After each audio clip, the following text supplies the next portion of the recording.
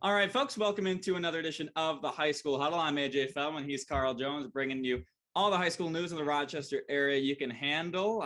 Holiday season coming up, so the game's slowing down a little bit. Nothing Friday or Saturday this weekend. Next weekend, of course, with the holidays. But next week we got a lot of holiday tournaments, so we get to see a lot of teams from outside the area play. Our teams are traveling a little bit, so it should be a pretty exciting next couple of weeks here. We're gonna get right into it with the state rankings. Our first state rankings of the season came out for the winter season. Right now we've got boys basketball and girls basketball out right now. Still no hockey rankings out yet. We'll get those out shortly, I'm sure, from the New York State Sportswriters Association. Plenty of Section 5 teams going to be on that list.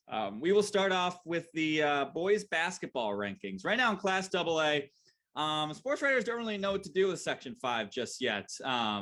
We talked about, this little power struggle, teams figuring on what to do. Right now, only one team ranked in Section 5. That's Victor, coming in at 22nd. And I've been talking about them all year. Carl, you finally got the chance to see him. Victor, our lone ranked team here in Section 5 to start off the season. Yeah, I mean, like you said yesterday, I got to see them take on an impressive Canandaigua team at home.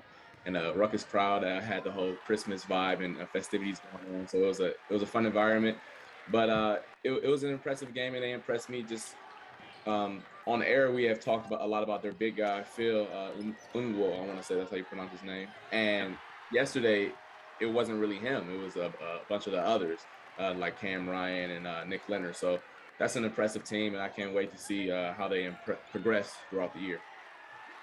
In Class A, Pittsford Mendon, the Vikings receiving a lot of credit from the state sports writers. Number 4 in the entire state, number 2 in New York State Public High School Association teams. So apparently instilled as one of the state favorites there in Class A. I'm surprised that East isn't on this list. I feel like that'll change quickly. The fact that East isn't on that list surprises me. But you've seen Mendon so far. You saw them take down Sutherland in the Rainbow Classic. What did you like out of Mendon so far earlier this season? That team has a bunch of options, and they can take you down in many different ways. Obviously, the high-profile name in Jackson Green, but they have a bunch of others. They handled Sutherland pretty handily in that Rainbow Classic, in a game that's supposed to be a rivalry game with a lot of emotions, this, that, and the third. Yet they kind of just toss them to the side as if it wasn't that type of game.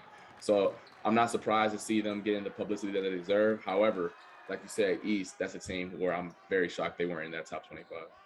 Yeah, they have one loss on the season, so a lot of the times early in the season it's tough to get recognition with the loss just because people look at the records, I think. But once he starts proving what they are an honorable mention, but I'm sure they're going to rocket up the rankings pretty quickly.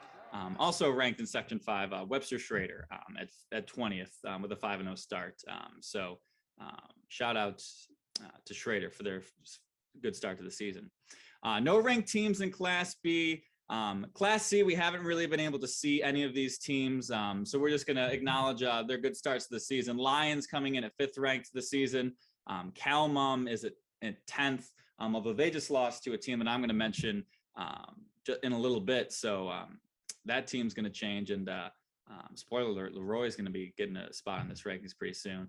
And then in Class D, we've got a couple of teams: Avoca, Prattsburg, Batavia, Notre Dame, Wheatland, Chili, and Romulus. Wheatland, Chili, last year the Section 5 champs in Class D, first time in I believe it is sometime in the 60s. I believe it was 60s or 70s. So they're off to a 4-1 start, getting a 13th ranked in the state. Moving over to the girls side of things, Class AA. A lot of teams heavily featured, which should come as no surprise. It's a strong region for girls basketball. Bishop Kearney is at 4th ranked in the state, 3-0. Victor at 12th, Fairport at 20th, and Penfield at 25th. So, we're going to talk a little bit about Penfield and Fairport later on, just because Fairport got that win over Penfield. But right now, I think we still don't have our pecking order of where these teams are going to be in Class 5. Is Fairport better than Penfield? Who knows? Is Victor and Bishop Kearney at the top? Who knows? We've only seen one game between these two teams so far. That was Fairport beating Penfield. I don't believe Fairport's played any other ones, but But yeah, it seems like this is going to be one of the top brackets in Section 5 this season, just from what we've seen so far early this year.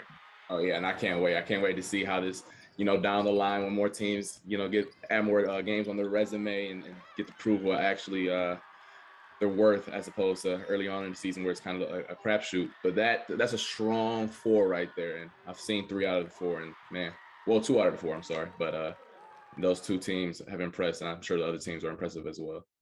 Yeah, Fairport actually did get a loss to Victor, so that's probably why Victor received so much credit. Bishop Kearney, Carl's new to the area, but they've just been dominant with that class that graduated last year. Sanaya Williams, Taylor Norris, Sanaya Wilson, I believe, Mariah Freeman. I'm missing one more there, but they were just dominant for years and years. They're off to a good start this season, so we'll have to see what they got cooking up this season. I know they do retain quite a bit of talent. Kaya Good leading the way for them this year, so they're off to a pretty good start. In Class A, no surprise that Mendon is receiving some high praise. Fifth in the state with a 3-1 ranking. Canandaigua 3-1 as well. Both 2 teams. You've seen Mendon. Maybe not the way you thought you'd see them, but you've seen a couple of these teams so far early this season. Yeah, and then I want to give a quick shout out to Canandaigua. They took down Victor. I want to say 2 nights ago. So, or last night. I'm sorry, I apologize, because last night the boys played. Victor and Canandaigua played, and Victor came out on top. But in the earlier game at 6:00, the Canandaigua girls took down Victor. So that's just so shout out to them. They proved that they're legit, and man, got some hoopers, hoopers Section 5, man. Yeah, I didn't even know that. So Class AA rankings going to be topsy-turvy again next week. That's a good win from Canandaigua, because Victor, they're a strong quality team. I believe Canandaigua, if I have this right, as I go to look it up, they had a tough loss to start the season. And let me see if I can find that. Yeah, they lost Canandaigua. Their only loss this season was to Waterloo, when they lost 39-26. They only put up 26 points against Waterloo, which is an undefeated team, at 5-0 in Class B. I'm about to scroll down to the Class B rankings. I'm guessing, yep, there they are. All right, let's move. That's a great transition. Natural transition. We planned this out perfectly. Class B, Waterloo, number 2 in the state right now, with a 5-0 ranking. I think it's safe. Yeah, what I just said speaks for itself. Yeah, they deserve to be up there 100%. Yeah. Also ranked Hornell at 3-0 at 14th overall.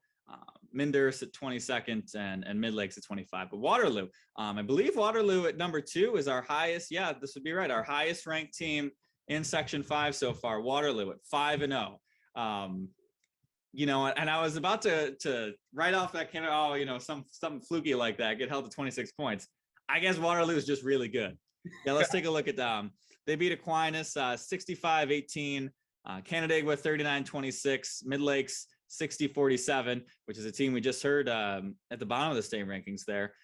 Penyan 65-34, and then Wayne, another lockdown defensive performance, 50-13. So they've held their opponents to 18 or less points twice this season, and 26 they gave up to Canandaigua. So we got to get ourselves out to a Waterloo game, apparently. That's impressive. Or maybe we don't need to get out to a Waterloo game, because there's going to be like 8 points scored in the game. So I think that'd be the best game to shoot. You might, if you get a free throw, that might have to get in the show. Exactly. And then finally wrapping up. Well, actually, I've actually seen in Class C, sometimes the sports writers, they don't know where these teams are. So before I declare one of these teams as being in our section, I'm just gonna quickly look up. That's in Utica. Okay, so they did have a typo. I'm not crazy. West Canada Valley is not in Rochester. Section 5 is pretty big, so you never know if I've missed someone. And I don't think Frankfurt Schuyler is either. They've got them. So the modified Section 5 rankings, top ranked in Class C, East Rochester, 3rd in the state, undefeated so far this season. I've seen them so far this year. Sam Lewis, not much more you can say about her. She's dynamic in every sport that she plays. And they had an 8th grader who did really well for them. I don't have her name off the top of her head, but they got a lot of young talent there. And then Byron Burgeon at 11th, and then Oakfield, Alabama at 20th. And then in Class D, once again, we haven't been able to see these teams so far this season. Fillmore at 3rd in the state, Batavia Notre Dame 10th, Andover Whitesville at 13th, Elba at 15th, and North Star Christian Academy at 17th. So a lot of quality teams in Section 5. We're going to start seeing a lot more of these teams, especially when we start up Round Ball Roundup, which will kick off the 2022 slate with, which is a lot of fun. You know, we get to 10 games in a night, yada, yada, yada. A lot of good fun time. All right, back to our traditionally scheduled programming. We got our teams of the week. Carl, who do you got for us this week? Yeah, I got to talk about a team who was just in that ranking, the Fairport girls basketball team. They only played one game this week, but that one game was impressive in every instance of the word. They took down Penfield 66-49, and it goes to show you they won by 17 points against a Penfield team who was highly regarded in this area as being one of the best teams in the region. And Fairport kind of just said, like, this is our house. We're just gonna scoot y'all to the side, like y'all not on our level. Like, forget about it. And it's just like impressive. I mean, Bella Mucci dropped 19, but then Ella Mebon dropped 29 in that game. I mean, your best players, they got to show up in the biggest games, and man, they did. I mean, those are the 2 leading scorers by far.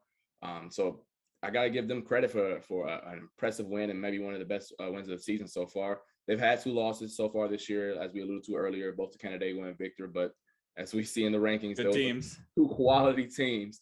So we'll see. The top of Section 5, well, I guess all of the classes that we just saw in class and girls basketball is quality this year. So we'll see if Fairport can ride those 2 girls to a successful season. They play Schrader tonight, so we'll get to see how they match up. I think Schrader was in that state ranking list as well. So we'll get to see how impressive they are, and they get another opportunity to show their worth tonight.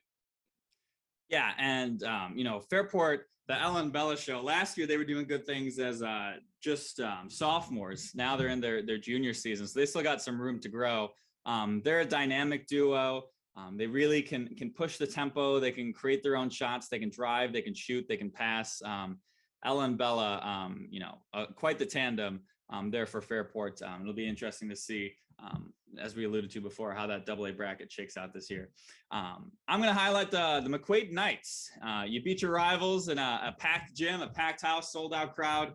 You get some recognition. They beat Aquinas 66-63. Tight game, went right down to the wire. Was really very close the entire time. The largest lead was 7 points, and that was late in the game. And even then, Aquinas came back. A balanced scoring attack from McQuaid. Casey Montesano, 16 points. Ian Florence, 14. Colin Bavabadila, 11 points, and Anthony DeMarco, 11. So, in the past, these McQuaid teams have kind of really been star-driven power. Last year it was Keith Warren doing it at the point guard position. A year before that, Jermaine Taggart and Kobe Long, one of the top 2 duos we've seen in Section 5 in quite some time. So this year with McQuaid, it's more of a production by committee. The one thing that really impressed me in that game was the offensive rebounding of Anthony DeMarco. A tight game like that, every extra possession counts, and he had multiple offensive boards in that third quarter, in that fourth quarter to help them pull away. He had the decisive bucket with 15 seconds to go, pushed the lead from 1 point to 3.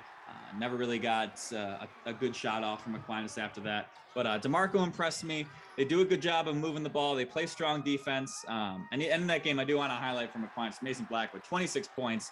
Was really good from the free throw line when it mattered most to keep that team close and competitive. But I just want to give some props to McQuaid. That's there's a lot of teams in AA where we think are going to be in that contender category, and McQuaid's certainly one of them. Yeah, like you alluded to earlier, that's a very balanced team. It's not really one guy where you can say, they're going to key in on him and you take him out, the team's going to falter. That's a very balanced attack. and hit you from inside and out. And like you say, you get bragging rights for a while in a rivalry game. So it's always good to knock them down and let them know who's boss for a little bit. Yeah, they will play later this season. It's fun. Basketball, football, you get one crack at your rival. Basketball, you get two cracks. They'll play later this season to end the season. That's fun. February 17th, last game of the season at Aquinas. So that'll be fun to see them get another crack at the end of the season. See how these two teams progress. McQuaid 5-2 to start off the season. All right, Carl, under the radar teams, who do you got for us so far? I'm staying in Class AA, the Edison Tech Inventors, I want to say. That team right there, I've seen them play twice this season, once against McQuaid and then once against Aquinas, both teams we just talked about. They came up short in a 6-point loss at McQuaid. They will meet up later with them, I believe in mid-January. And then they took down Aquinas at their house earlier in the season and a win that impressed me. And what impresses me about this team, similar to McQuaid, they are a very balanced bunch. They have 5 guys who average double figures a game, which is kind of unheard of in high school basketball. They have your entire starting lineup being double figures. But the guy who I love watching the most on that team is Tyler Bethea. He's kind of like the energy guy on that team. He talks a lot of trash, but he gets that team going when they're in a rut a little bit. He's diving on the floor. He's doing all the extra little things to get Tech going. And at times it falters because you run into a team that just has your number that night, like they ran into with McQuaid. And then when they can't stop you, when that talking gets a little infectious, a team like an Aquinas might falter for the night. So I'm impressed with what I've seen with them so far. They play East relatively soon. I want to say January 4th. January 4th, yeah. That's going to be I guess a great measuring stick to see where they are as a program. But like we alluded to earlier, there are several teams in Class AA this year. I mean, Victor, McQuaid, Aquinas, and Tech that can all fight for that throne. So the Inventors, you got my eye, and I'll be on the lookout for you. I'm heading down lower in the rankings. We alluded to them earlier. I'm going with Leroy, the Knights, at 5-1 this season. Mainly because of this guy, Merritt Holly, the perfect name for this show and this season. He's just a 10th grader. This kid's averaging 26.5 points this season so far. Some of his best highlights against Warsaw in a 66-52 win. Dropped 41 points. What? 41 points, 14 rebounds. Yes, welcome to Section 5 Best. Spoiler alert. Against Soda earlier this season, 28-20. Then just a few days ago, they topped Calmum 65-57. The previously unbeaten Calmum Red Raiders, 24 points, 11 rebounds. So Merritt Holly, just a 10th grader. This kid's balling out so far this season. We're going to have to figure out a way to get him onto your TV screen sometime too. And they've just been really impressive so far this season. Not much more you can say about that. Not much more you can say about a kid averaging 26.5 points a game. Jimmy Boeheim, come down to Leroy. I know the team's struggling right now. Just check him out because clearly he's balling. And the program needs a little help right about now. Come down to Section 5. We got some hoopers, man. Yeah, so I'm really, I keep seeing the Leroy Twitter account does do a good job of, putting out the box scores and things like that every night. Since I saw that 41 points, I'm just getting, all right, Merritt Holly, what did he do this time? Merritt Holly, another win, another big game. So props to Merritt Holly. 'Tis the season to be Holly, am I right? Yeah, Leroy, you're under the radar. We've got our eyes on you now. All right, Carl, a little bit of a abbreviated schedule like we mentioned before with the holiday, but what do you got your eye on coming up soon here in Section 5? We talked about them a little bit earlier. I got my eyes on East and the little holiday tournament they have out in Elmira after Christmas. It's always fun and to evaluate your team as a program during this time of year. You're away from school, just you and your guys. So being able to go away for a little bit, not too far, but just go away for a little bit and compete against some of the other teams in the state. It's a competitive advantage and it helps out a ton when it comes down later in the year when you kind of in a tournament setting again in the sectionals and state tournaments. So I got my eyes on them to see how they progress and see how they handle themselves in an environment that the entire state's gonna be looking at, considering that it's a holiday tournament. Yeah, East is, like we said, off to a great start this season. They've only played 3 games against Section 5 teams this year. Beat Franklin by 21, put up 96 on Leadership, put up a $109 against Wilson. Did suffer a loss to Liverpool, but starting off with Nichols in that tournament, who is ranked in the state, looks like they're going to get 3 tough games in that Elmira tournament. So it'll be interesting to see how they fare as well. I've got my eye on another holiday tournament, a little bit closer to home, Mendon. They're going to be starting off their holiday tournament. The Mendon boys basketball team, they're going to be starting off their team with South Park. They're ranked 7th in the state. They're coming out of Section 3. They're 5-0 start so far this season. A Mendon team where, they've had a lot of, they've had a lot of good results so far this season. We mentioned them against Sutherland. They're going to get in this tournament at Nazareth College. It's being hosted at. They're going to get South Park on December 30th, and then New Hartford on December 29th. So a couple of good tests there. But really, the game that I've got my eye on, the Feldman family Christmas Eve domino game, is what I really got my eyes on. Always a battle, always a lot of trash talking there at the dominoes. My favorite part of the holiday season, to be honest. I'm looking it up right now. I should have prepare this in advance, but I got to figure out who has the bragging rights right now. Christmas dominoes here, bringing up the spreadsheet. I spreadsheet the hell out of this thing too. Yes, I was correct. I am the reigning champion of dominoes, a 2-time champion for dominoes, 3 out of the last 4 years. So the Feldman family is on notice. And I'm just saying, the King's coming back tomorrow night to reclaim his crown. I love to hear that. I love to hear that, man. I can't say that I have anything that's even remotely close to that. All I'm saying is Saturday, Christmas Day, I'll be in misery watching my Browns lose to the Packers. But outside of that, I have nothing that can compare to soon-to-be 3-time champ AJ Feldman and dominoes. We will see. I gotta say, just looking at my dad is due. We started keeping track of the spreadsheets in 2012. He has not won in the spreadsheet era. He's 0 for 9 so far. He might have won just about every single time before 2012. It was a pretty dominant run. We'll see if my dad gets back on top. Yeah, that's all we got for you here on the high school huddle so far this week. Carl, any final words for us? Just good luck to everyone. Be safe in these trying times, and happy holidays. Same thoughts from myself as well, everybody. Stay safe out there. Happy holidays. Merry Christmas. I think we'll have a New Year's show as well. So, we'll probably see you again, talk about some of these holiday tournaments.